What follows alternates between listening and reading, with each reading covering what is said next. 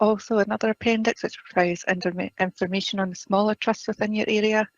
We should continue to try and utilise the smaller trusts. This is consistently raised by external auditors. There is an ongoing review of these smaller trusts across Fife. It involves myself, legal, services and communities directorate. We're looking to see if any of the trusts can be combined or dispersed to external charitable organisations with similar purposes.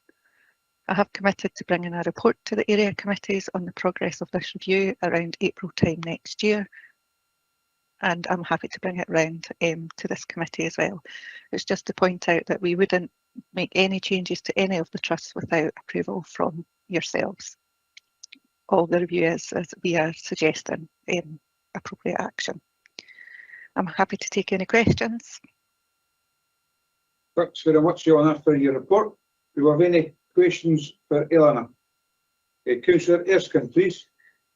Thanks, Eleanor. See, in terms of the charitable trusts, often these are quite small amounts of money and they're quite complex and sometimes have been very specific, identified for very specific uses. I know that we get reports to community councils, but do they get the breakdown of the detail of what these charitable trusts are for?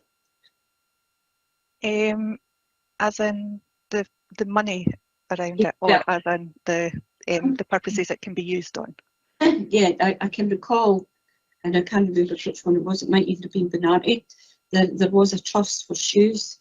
In fact, that was Lochgelly many years ago, and I don't think, unless things have changed in terms of legal obligations and that, but can these small trusts be used for anything else other than the actual purpose that they were originally gifted for? At present, no. In 2011, there was a large exercise undertaken to try and amalgamate a lot of these trusts, and the ones that were more flexible were able to be put into the settlement trusts, and that's how your settlement trusts were created. The ones that aren't in there were reviewed at the time, and it didn't seem feasible to be able to put them in the settlement trust. But the review that we're going on just now, we will be reviewing that again. In which case, because there have been elections for community councils, I would ask that the local trusts, or sorry, the local community councils get details of what these trusts are for, because most of the community councils have changed over the last 3 elections, so it might be helpful for them to actually know what it's for, because although we may make the final decision, the communities will have a view on that. So, Eleanor, is that something that you could circulate, or if you could get to the community councils in the area?